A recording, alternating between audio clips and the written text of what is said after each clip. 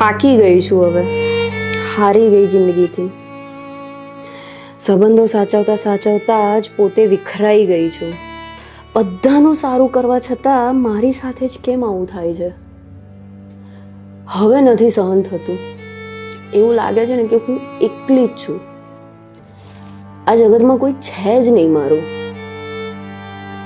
હે કાના, હવે નથી સહન થતું, નથી થતું.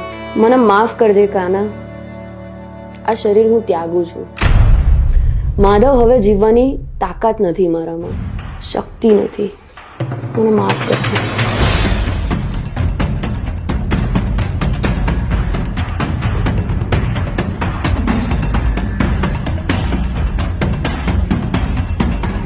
હે પ્રભુ, મારા છેલ્લા વંદન સ્વીકાર કરો. અત્યારે કોણ આવ્યું? દીકરી, કઈ ખાવાનું આપને, કઈ ખાવું છે. અરે બાબા, તમે અંદર કેવી રીતે આવ્યા?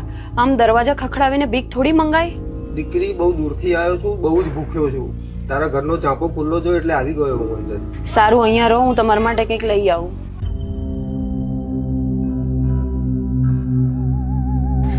લો બાબા, શાક રોટલી છે.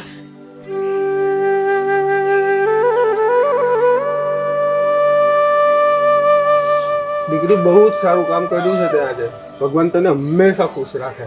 બાબા, આખી જિંદગી મેં સારા કામ કરવાના જ પ્રયત્ન કર્યા છે, પણ લાગે છે ને કે ભગવાને મારા જીવનમાં ખુશી ક્યાંય લખી જ નથી. એવું તને લાગે છે? તો પછી મારા સારા કર્મોના ફળ ક્યાં છે? દીકરી, માણસે બધા જ કામ તેનું ફળ પામવાની ઈચ્છા વગર જ કરવા જોઈએ. કર્મફળ ઈશ્વરને સોંપીને જ હંમેશા જીવન આગળ વધારવું જોઈએ. આ બધી તો વાતો છે ખાલી બાબા. ના દીકરી, જે મનુષ્ય કર્મફળ ઈશ્વરને સમર્પિત કરીને પોતાનું કર્તવ્ય કર્મ કરે છે એ ઈશ્વરને ખૂબ જ પ્રિય હોય છે. ઘણા લોકો પોતાના જીવનમાં આવતી નાની મોટી ઘટનાઓથી એટલા બધા હલી જાય કે પોતાના જીવનો શરીરનો નાશ કરવાનું વિચારે છે. પણ જીવવાનો કોઈ હેતુ જ ના બચે તો શું કરવાનું? પોતાની જાતને ઈશ્વરને સમર્પિત કરીને એમના પર વિશ્વાસ રાખ, બધું જ સારું થઈ જશે દીકરી.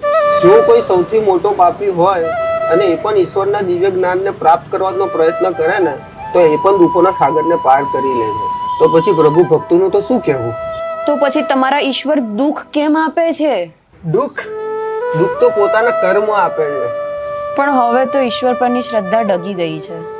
મને મારા સવાલોના જવાબ કોણ આપશે? દીકરી, મને પાણી આપને. હા બાબા, બેસો, હું લાવું છું.